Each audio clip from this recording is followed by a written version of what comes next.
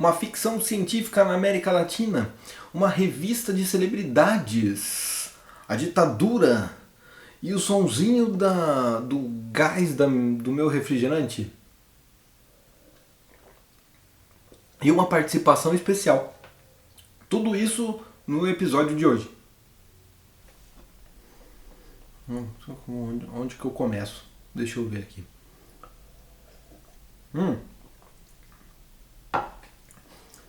Olá pessoas, eu sou o Mickey e antes de eu começar a falar sobre o assunto de hoje, eu vou pedir para vocês, deixem o like, se inscrevam no canal se vocês ainda não são inscritos, sigam a gente nas redes sociais, temos o Instagram e o Facebook também do Cadê HQ.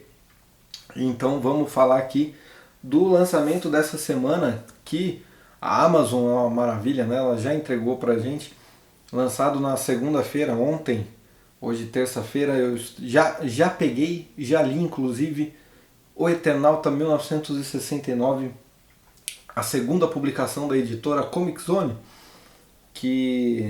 do canal Comic Zone, vocês devem conhecer. Meus amigos, que leitura, que material incrível, tanto em acabamento como história. Para quem não sabe, o Eternauta 1969 é a segunda versão da história O Eternauta. Essa edição aqui, publicada pela Martins Fontes em 2012, se eu não me engano. Uma história publicada de 1957 a 1959. Cara, meu pai tinha 3 anos quando isso aqui acabou. Que é uma ficção científica passada na América Latina. A primeira, se eu não me engano, em qualquer seja livro ou história em quadrinhos. O Eternauta de 1969 é a mesma história, tá? Só que ela é mais condensada, ela tem bem menos página, porque ela foi feita dessa maneira. Ela é muito mais política, ela é muito mais, ela está muito mais, como que eu posso dizer, direta no discurso contra a ditadura em que a Argentina passava na época, né? Agora, eu li hoje, numa tacada só. Quando eu gosto da leitura, eu vou num dia eu leio tudo.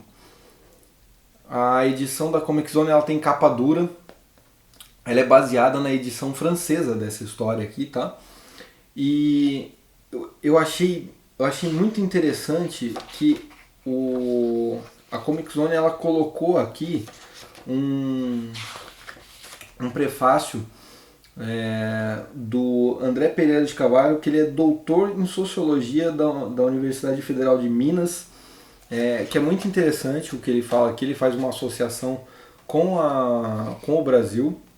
E os extras aqui do fundo é uma parada muito legal, porque é um texto do Guilhermo Sacomano e do Carlos Trillo, que são 2 escritores argentinos, e eles falam sobre essa edição aqui, sobre ela ter sido publicada numa revista que a revista em que ela foi publicada é o equivalente à revista Caras aqui do Brasil.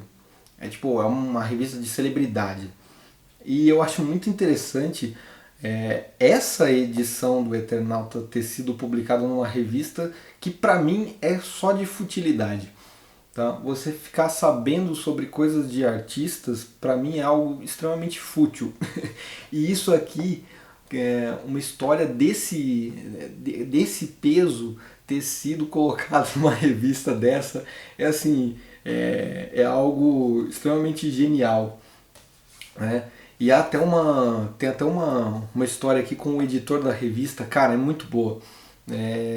Eu gostei demais da inclusão dessa matéria aqui nesses extras, porque isso deixa mais claro o contexto em que se passava a Argentina no final da década de 60. E outra coisa que você percebe também assim nessa leitura, de uma para outra, 10 anos, o que fizeram, assim, o salto que dá a escrita do Osterheld e como ele se envolve muito mais, como ele está muito mais envolvido com a questão política do país. Eu acho importante que, se você vai ler essa aqui, você vai ler, tudo bem, a história está aqui tão completa quanto a primeira. Ela é mais enxuta, tem menos texto, mas ela está aqui também. Mas eu acho interessante você ler essa aqui pelo seguinte: como a gente veio a ler muito tempo depois, na Argentina, quando foi publicada essa segunda vez, o pessoal, a primeira edição ela ficou muito famosa, né? Então as pessoas já tinham uma noção do que estava sendo feito. E essa edição, essa aqui, ela corta algumas coisas que o pessoal já sabe. Então, se você já leu a primeira, você vai entender mais fácil essa aqui. Você não vai ficar perdido, mas você vai entender melhor o que está acontecendo aqui.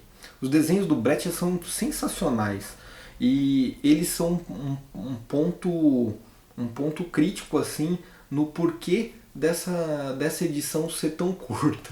E eu achei isso, essa parte da história, assim, vocês precisam ler esse extra que tem aqui na edição, que eu achei fantástico.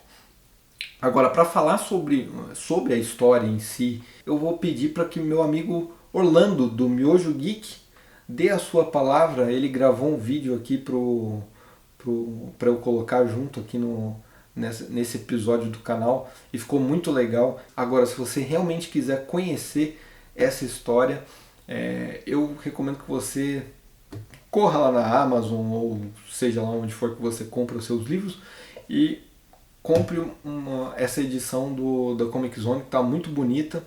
Tem um lugar garantido de destaque na estante. O Eternauta, seguindo as palavras que meu amigo Miojo mesmo disse, ele falou assim: cara, é o melhor quadrinho que eu já li. Não vou dizer que é o melhor que eu já li, mas ele está entre um dos melhores que eu já li também. E eu gostaria de ter conhecido essa história muito antes, porque ela é sensacional. Então dá um confere aí no que o Orlando tem para falar. Olá, seres humanos, tudo bom com vocês? Aqui quem tá falando é Orlando, sou do Miojo Geek, eu tô aqui a convite do meu amigo Mick do KDHQ para comentar com vocês porque eu considero o Eternauta o melhor quadrinho, na minha opinião, já publicado no Brasil. Quiçá do mundo, né? Enfim, o Eternauta foi um quadrinho que foi publicado na Argentina por volta de 57 a 59, se eu não me engano. Ele era publicado num jornal semanal, se eu não me engano, chamado Hora Zero. E ele foi escrito por Hector Oesterheld e Francisco Solano Lopes. Esse bichinho parrudo aqui, que foi publicado no Brasil pela Martins Fontes, nesse formato um tanto quanto incômodo para muita gente, porque é capa mole, então algumas pessoas se incomodam de ler um quadrinho com tantas páginas assim em outro lugar que não seja em casa. Agora no Brasil está sendo trazido pela editora Comic Zone, um volume que foi publicado, se não me engano, em 1965. Ao que muitas pessoas confundem, achando que o Eternauta 2, que é esse quadrinho aqui, saiu na sequência daquele ali. Na verdade, não. Primeiro saiu o Eternauta, na sequência veio esse, que foi um trabalho em conjunto, enquanto aquele trabalhou com Francisco Solano Lopes. No volume que ele lançou em 1965, que é esse trazido pela Comic Zone, ele trabalhou com outro artista com quem ele já vinha trabalhando em outras publicações, que foi o Breccia, que tem publicação aqui no Brasil pela figura o Mort Cinder. Então, se você já conhece o trabalho dele, você já sabe o que esperar. O artista é sensacional. E na sequência desse que ele trabalhou com o Breccia, que foi um remake do Eternauta, com menos páginas, mas uma história mais concisa e mais política, veio o Eternauta 2, que na verdade tem uma história por trás dela, que é o Oesterheld era muito envolvido com política, tanto ele quanto a família. E ele deixa isso transparecer no quadrinho Eternauta 1, onde, se você sabe o contexto histórico que se passava na Argentina durante esse período, você consegue identificar claras nuances e metáforas dos personagens e dos vilões dessa HQ. E você consegue traçar esse paralelo aí do que ele está dizendo ali no subtexto. E o Eternauta 2, ele tinha começado a escrever, mas como nesse intervalo do 1 e o do Breccia, ele se envolveu com a luta armada, e no caso com a resistência na Argentina, e ele foi dado como desaparecido em 1977. E infelizmente nunca mais foi visto, provavelmente assassinado pela ditadura. E os seus amigos deram continuidade e finalizaram o Eternauta 2, que também é um que tem uma veia bastante política. O quadrinho é sensacional. Eu conheci o Eternauta muito aleatoriamente. Eu tava numa Bienal, não vou me recordar agora o ano, mas faz bastante tempo. E eu tava com a minha esposa dando um rolezinho no final, no último dia, e eu vi o stand da Martins Fontes com uma promoção de 50% de desconto. Fui lá, bati o olho e falei, cara, eu quero ler esse quadrinho aí. O gênero de ficção científica é um dos meus gêneros favoritos. Então, quando eu vi a capa e li mais ou menos o que estava escrito atrás, eu já me interessei. Apesar de ter bastante texto, e quando a pessoa compra, às vezes fica intimidada a começar a ler, porque tem muito texto e parece que é uma coisa datada, porque está em preto e branco e pela época que ele foi produzido, o quadrinho, ele era produzido semanalmente no Hora Zero, como eu falei. Então, ele tinha um gancho. Então, cada página do Eternauta tem um gancho para a próxima. Eu comecei a ler isso numa noite e não consegui parar até terminar a leitura.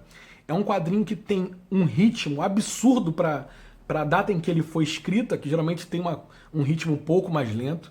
Ele tem uma urgência e ele tem personagens muito icônicos. Eu acho que ele vai agradar todas as pessoas que eu indiquei para muita gente, e eu sempre volto a indicar. Nenhuma delas achou o quadrinho ruim ou mediano. Todas acharam ela excelente ou um dos melhores quadrinhos que já leu. Então eu fico essa dica para você. Aproveita que tá vindo aí esse lançamento da Comic Zone, que é, bem dizer, um remake do primeiro volume de uma forma mais coisinha. E aproveite para conhecer, se você curtir, os outros que foram publicados pela Martins Fontes, tanto o primeiro volume quanto o segundo. E ao que tudo indica, o pessoal da Comic Zone, não sei se a Martins Fontes perdeu o direito, mas ao que parece, o pessoal da Comic Zone também vai trazer esses outros 2 volumes aí. É uma baita oportunidade para você conhecer um quadrinho, caso você nunca tenha lido nenhum quadrinho argentino, começar por um que é um dos melhores e, para mim, o melhor quadrinho de ficção.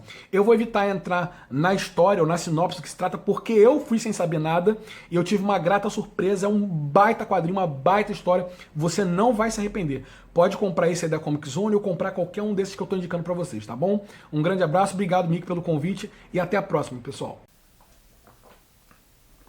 Essa Coca-Cola aqui também tá boa pra caramba. Então é isso. Eu espero que vocês tenham gostado. Essa ficção científica realista, interessantíssima, de muitos e muitos anos atrás, ainda é extremamente atual e atemporal, como dizem, né? Gostei muito, parabéns à Comic Zone pela edição, tá muito bonita mesmo. E volto depois com mais informações e mais vídeos inúteis, iguais à revista Gente da Argentina. Ai, deixa eu tomar mais um gole de Coca-Cola.